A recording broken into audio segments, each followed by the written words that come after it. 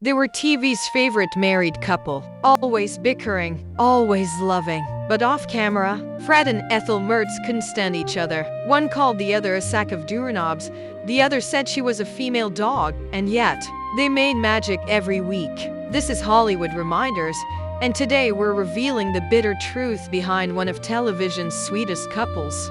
To audiences, Fred and Ethel Mertz were the perfect comedic duo, grumpy Fred, sassy Ethel, always teaming up with Lucy and Ricky. But in real life, William Frawley and Vivian Vance were locked in a bitter, years-long feud, one of the worst-kept secrets on set. Writers knew, directors knew, even Lucille Ball joked about it. Yet somehow, their chemistry was flawless. As Desi Arnaz once said, "If you can act that well while hating someone, you must be a genius." So what caused the war? First, age. Frawley was 65 when the show started. Vance was 43 to 22 years younger. She resented being cast as the wife of a man old enough to be her father. In private, she called him an old poop. Frawley fired back hard. He called her that sack of doorknobs and worse. Off mic, he used language too strong for broadcast. Second, acting styles. Vance was a trained, methodical actress. She rehearsed lines, studied scenes, valued collaboration. Frawley? He'd tear out only his lines from the script and memorize just what he needed. He didn't care about the rest. Vance found it lazy. Frawley found her intense. Third, personality clash. Vance was warm, social, loved talking to crew. Frawley was quiet, reserved, preferred watching sports. They weren't just different, they were opposites in every way. Despite the hate, they never missed a day, never refused a scene, never broke character. Why? Because both were true professionals. No matter how much they disliked each other, they respected the work and the audience. Lucille Ball later said, "They fought like cats and dogs, but when the cameras rolled, they became Fred and Ethel." That contrast personal loathing, professional brilliance might be why their comedy felt so real. Their arguments? Maybe not so fake after all. So the next time you watch Fred scold Ethel, remember, that look in his eyes might not have been acting. That sass in her voice? Probably genuine. They weren't just playing a couple, they were surviving one. If this shocked you, please like, subscribe, and hit the bell for more untold Hollywood truths. Next week, we reveal the real reason Lucy smuggled cigarettes on set right under her sponsor's nose. Until then, keep reminding the world of the legends. This is Hollywood Reminders signing off.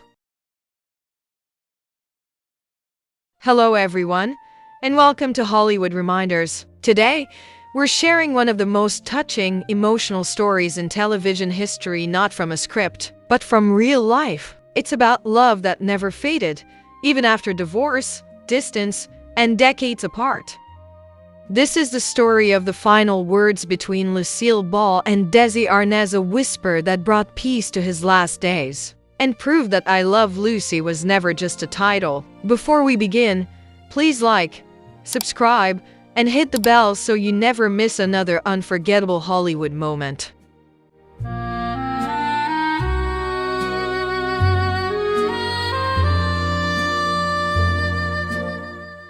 Though they divorced in 1960 after 20 years of marriage, Lucille Ball and Desi Arnaz never truly let go of each other. They built an empire together, Desilu Productions, I Love Lucy, and a legacy that changed television forever. But behind the fame, their love remained complicated, yet deep.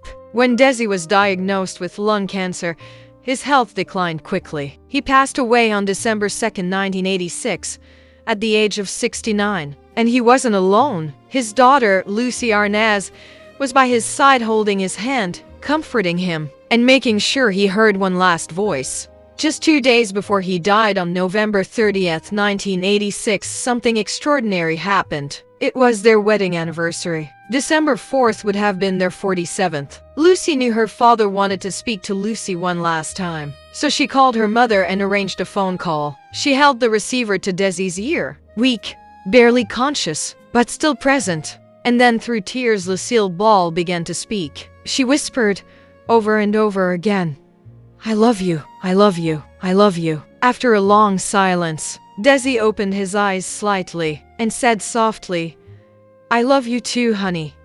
No anger, no regrets, just love. In that moment, all the pain, all the heartbreak, all the years apart faded away. Less than 3 years later, on April 26, 1989, Lucille Ball passed away at the age of 77. She had just undergone successful open-heart surgery. Everyone thought she was recovering, but suddenly, she suffered a ruptured abdominal aortic aneurysm and was gone. The world mourned. Fans lit candles. Tributes poured in. But perhaps the most meaningful tribute was silent. The memory of those final words between them. They weren't perfect. Their marriage wasn't easy. But in the end, they found forgiveness, peace, and love. That final phone call reminds us that some bonds don't break even when life pulls people apart. So the next time you watch I Love Lucy, remember, behind the laughter, behind the showbiz, there was a real couple who loved deeply and said goodbye with 2 simple words: